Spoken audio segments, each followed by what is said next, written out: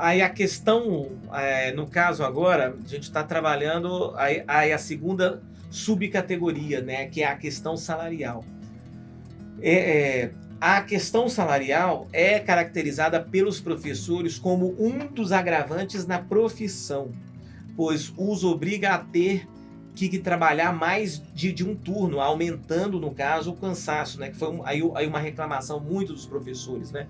Que eles precisam se deslocar e muitos trabalham em 3 escolas, né?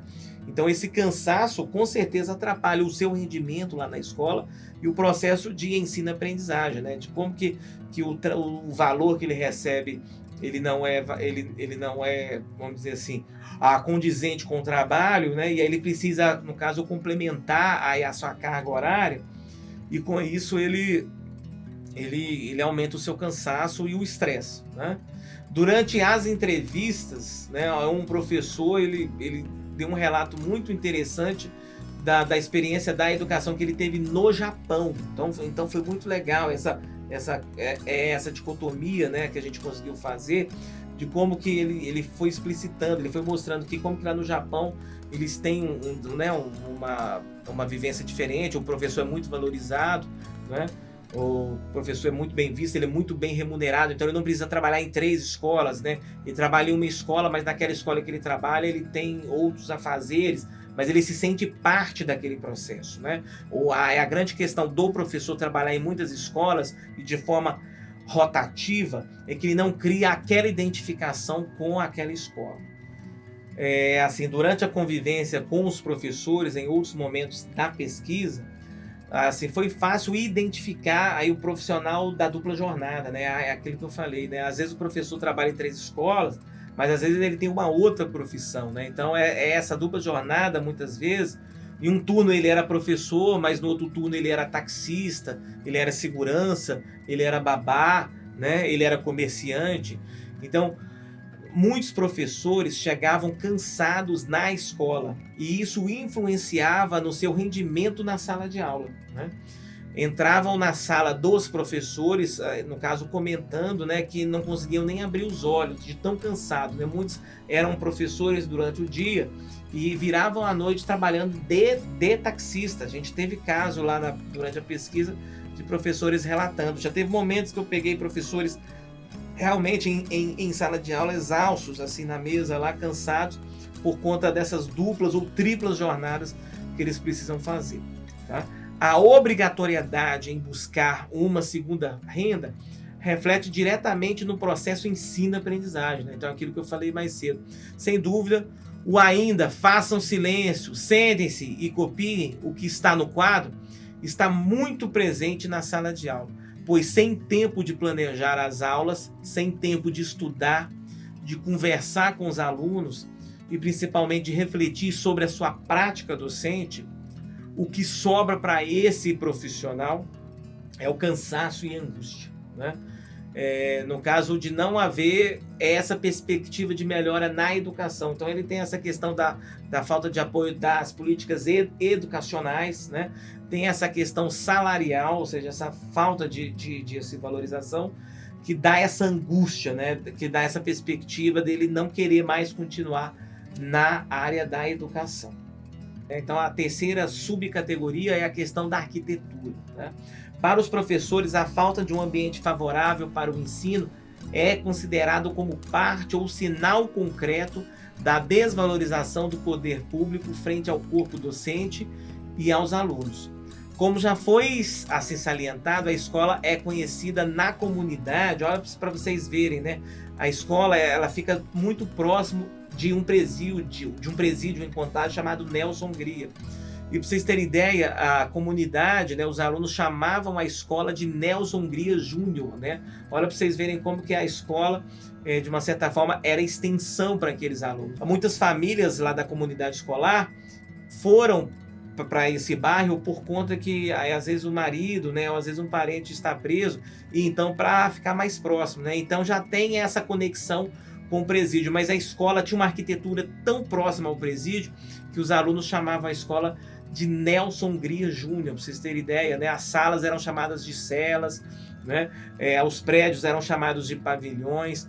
Então tinha essa concepção de que a escola era vista como um presídio, né? Então os professores citavam isso, né? De como que a arquitetura também deixa a escola violenta, né? Ou seja, os alunos se sentiam que aquele era um presídio, tinha muita grade, né? Então eles acabavam tendo essa percepção assim, de que a escola é um lugar estranho, né? Ou seja, é um lugar mais próximo de um presídio. Agora a gente vai trabalhar a segunda grande categoria, que é a violência no trabalho docente. Tá? Então, a violência no trabalho docente é uma categoria amparada no campo, mas não só, também refletida teoricamente. Posso dizer que se caracteriza pela explosão de todas as frustrações e angústias em que o professor é protagonista no interior da escola e seus reflexos fora da escola, né? Então, ou seja, a partir daquela falta de valorização lá das políticas públicas, da questão salarial, ou seja, todas essas questões fazem o professor, de uma certa forma, agir, né, explodir dentro do ambiente escolar, né?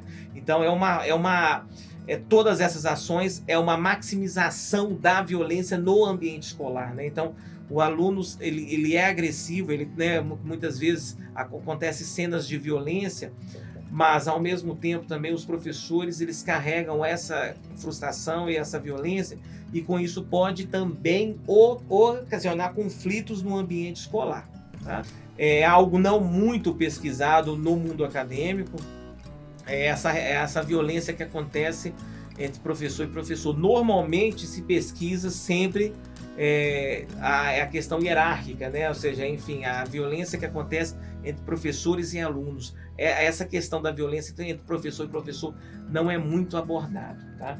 Mas durante a pesquisa, eu não presenciei qualquer tipo de agressão física entre os professores. Então, violência física não teve. No entanto, dois fatos aí me chamaram bastante atenção. Tá? O primeiro fato, ele diz respeito ao grau de estresse de vários professores, né? Então, por conta de todos esses problemas que a gente já trabalhou aqui, a gente pode dizer que todos esses problemas ocasionam também um nível de estresse muito grande, né, do professor em sala de aula, enfim, no ambiente escolar, né? Então, todos os dias, sobretudo no horário do recreio, ocorriam discussões na sala dos professores sobre o papel coercitivo do poder público, e aos poucos tal debate recaía no lado pessoal, né? Então começava a ter um debate político, a um debate mais sistêmico, mas isso depois de um tempo já virava aí uma questão pessoal,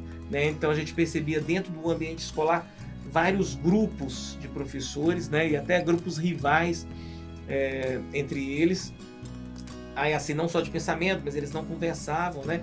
Eles não tinham aí uma relação amigável, vamos dizer assim, tá? Então, em vários momentos foi preciso que a diretora, no caso, intervisse nas discussões para que não ocorresse qualquer tipo de violência física. Para muitos dos meus entrevistados, enfim, os professores, no caso, aí, eles acham que o professor, o docente em si, ele perdeu o seu espaço no ambiente escolar, pois acreditam que o único lugar que conseguiam trocar experiências era junto com os outros colegas na sala dos professores. Então é isso que eles relatavam, que eles utilizavam a sala dos professores, principalmente na hora do recreio, para tentar dar uma relaxada, para tentar tranquilizar, né? Ter um momento descontraído, mas com essas confusões deixavam o ambiente com muito estresse, né? com assim, muitos conflitos, né? Todavia, dentro desse campo de conflitos entre os professores, era muito perceptível um fator preponderante para o agravamento dessa relação, tá? Que aí é o segundo fato que eu pude observar, que é a questão do bullying presente na sala dos professores, né? Do bullying, enfim. Então, assim, o bullying né, não acontecia só por parte dos alunos. Na relação entre professor e professor, tinha essa questão forte do bullying também, né? Em muitos momentos eu ouvia apelidos, formas de intimidação entre os profissionais que agravavam ainda mais a relação entre eles, né? Então eles apelidavam de uma forma pejorativa.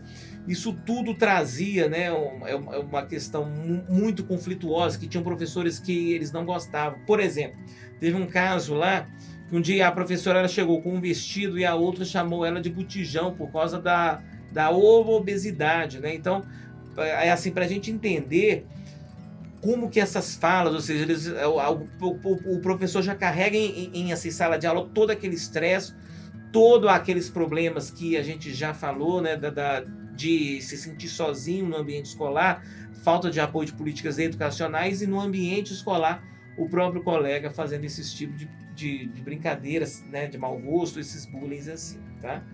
Muito bem. Qual o efeito disso na relação entre professor e aluno? Como o processo de ensino-aprendizagem se desenvolve em meio a um conjunto de condições que lhe é desfavorável, né? Então, tudo isso que a gente falou, esses problemas da política educacional, da falta à valorização do professor, né? da falta de motivação, a gente ainda tem essa questão da relação entre professor e aluno, né? Ou seja, essas questões de uma relação que muitas vezes conflituosa entre assim, professor e aluno, tá? E com isso, consequentemente, o processo de ensino-aprendizagem. Em todas as entrevistas e observações feitas durante a pesquisa, eu pude constatar pelo menos 2 fatores que, no caso, caracterizavam a relação entre professor e aluno, né? Então, primeiro, assim, diz respeito à violência verbal. Já com referência à violência física, como, por exemplo, a agressão, nada presenciei, né? Então, a agressão física em si, eu não observei.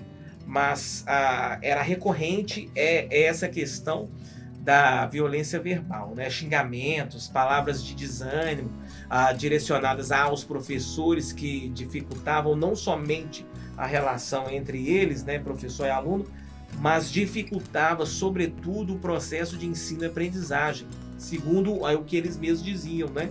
Eles falavam, ou seja, a partir do momento que eu não tenho uma relação boa com aquela turma, eu não tenho uma relação boa com aqueles alunos, isso vai, de uma certa forma, acarretar um problema nesse processo de ensino e aprendizagem, né? Então, era muito comum os professores entrarem em sala de aula e os alunos exclamarem: "Você veio", né? Óbvio, você veio, né? Então, é aquela sensação do professor já chega em sala de aula e ele já é recepcionado dessa forma, né? Então, é uma coisa que mexia muito com eles também, né? De como que os professores, eles sabiam que eles não eram queridos, né?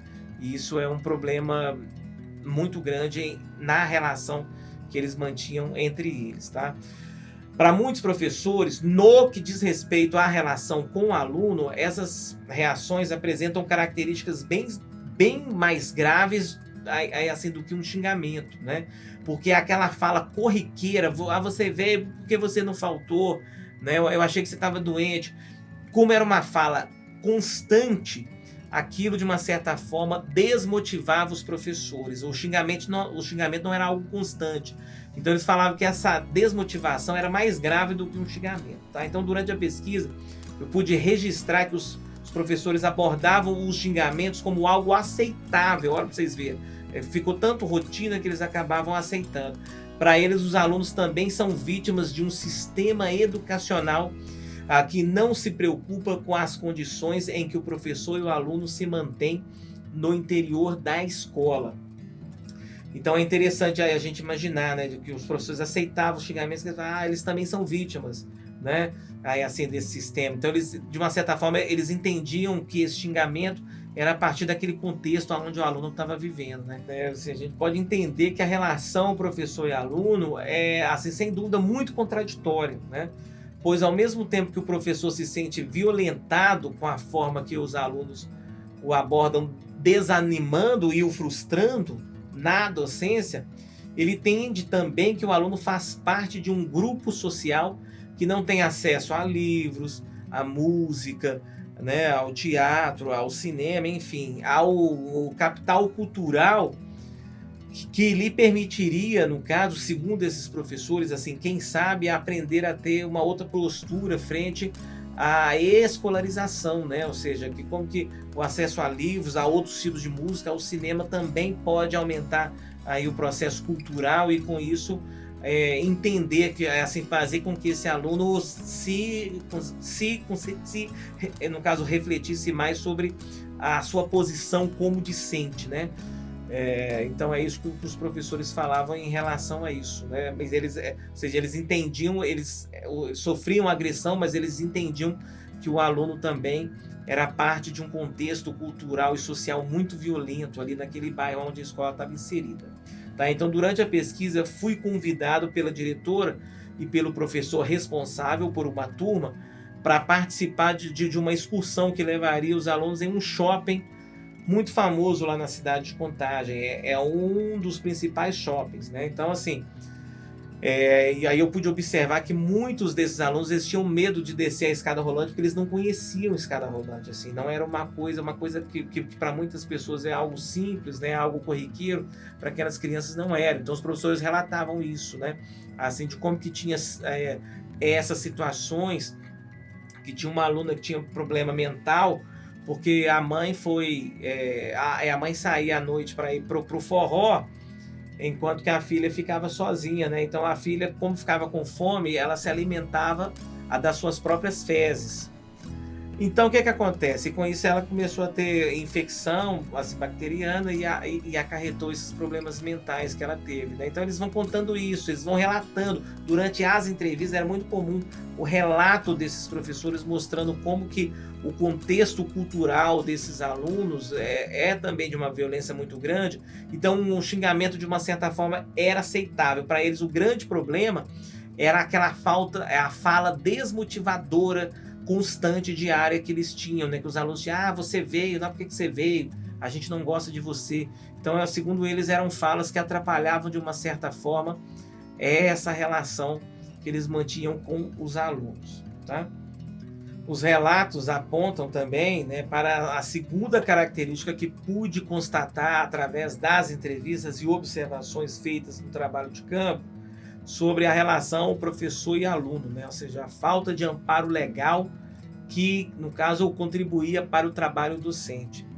No relato dos professores, assim, ficou muito claro para mim que a autoridade que outrora fazia parte do fazer docente deu lugar às leis e resoluções que permitem o aluno autonomia, poder e liberdade para agir, né? Então, assim, uma crítica que eles fizeram à questão do ECA, né? Ou seja, a gente entende que o ECA é uma questão legal, é uma questão de amparo à proteção da criança e do adolescente, mas na fala desses professores, e isso era algo muito angustiante, né, de como que o aluno tinha muito direito, né, e os professores, né, segundo eles, não tinham mais aquela autoridade que antigamente tinha, né? Então o aluno não entende o professor hoje com aquela autoridade que tinha, né, aí antigamente, né? Então para eles isso era uma questão, era uma característica grande nessa relação de professor e aluno. Então chegamos agora na terceira subcategoria, né, da violência no trabalho docente, que é a questão das licenças médicas, né? Que foi um fenômeno, um dado muito interessante lá da pesquisa, que as licenças médicas, elas se caracterizavam como uma forma de violência na medida que indicavam todo o sofrimento do professorado, né? Então é um documento importante como fonte de pesquisa, na medida em que revela o quadro de adoecimento em que se encontra o professor, né? Então era muito constante os professores pegarem licença, se ausentarem, né? Então tal adoecimento, como consequência direta de uma realidade em que o professor muitas vezes necessita trabalhar até 3 turnos para manter uma condição razoável de vida, do fato de que, né, no caso de que os alunos eles não respeitam e aos poucos conquistam mais liberdade e poder, segundo os professores, ou seja, enfim, de políticas educacionais que não colaboram para um ambiente saudável e assim favorável para que, no caso, se assim desenvolvesse o melhor trabalho possível, né? Então são contextos de uma certa forma que ajudava o professor a adoecer, né? E aí de forma consequente pegar aí uma licença médica. Tá? Nessa conjuntura, por demais perversa, pode-se entender as licenças médicas como uma válvula de escape, ou seja, como um instrumento que permite ao professor se desligar de algo que o angustia, o atormenta, e aí, né, que mesmo que, no caso, temporariamente, né, era o fato comum na escola pesquisado 10 professores de uma só vez faltarem, né, e a escola ser obrigada a dispensar os alunos, porque não tinha aí uma quantidade correta de professores para atender ao número X de alunos que tinham lá na escola. Tá? Então, 3 meses consecutivos de afastamento da escola evidencia, sem dúvida, um desgaste em relação à sua profissão, e diante desse quadro, importa questionar novamente até quando os professores eles serão tratados como máquinas, né? Como robôs, que são simplesmente moldados para efetivar certo tipo de trabalho. Até que ponto os professores continuarão a ser tratados de modo contrário à sua condição de sujeitos integrais, que exercendo diversos papéis não podem ser olhados de maneira parcelar. Eu, como professor também de escola pública, entendo como é fundamental a nossa profissão, como ela é importante, né? Ou seja, no caso, quantas vezes eu já ouvi, né, que é a profissão que forma outras profissões, né? Agora, para mim não tem nada mais que prazeroso do que entrar numa sala de aula, né? De conversar com os alunos, de entender a cultura, de entender o contexto e entender a fala situada naquele contexto que o aluno ele está inserido, né? Isso para mim é fantástico. Você entender o processo de ensino-aprendizagem a partir do olhar do estudante, a partir daquela cultura, a partir daquele contexto social. Mesmo com todos esses percalços da profissão, né, mesmo com todas essas angústias e frustrações que nós professores temos, eu acho que na hora que você chega no final do processo e você percebe que o aluno aprende, dá aquilo que o João Cabral de Melo Neto, grande escritor brasileiro, diz, o calo da vitória. Aí a gente se sente muito agraciado de saber que a nossa profissão tem um movimento social, né? tem um engajamento social muito grande, que nós estamos formando cidadãos para que a gente possa criar uma sociedade mais democrática, mais igualitária, com mais oportunidades para todos.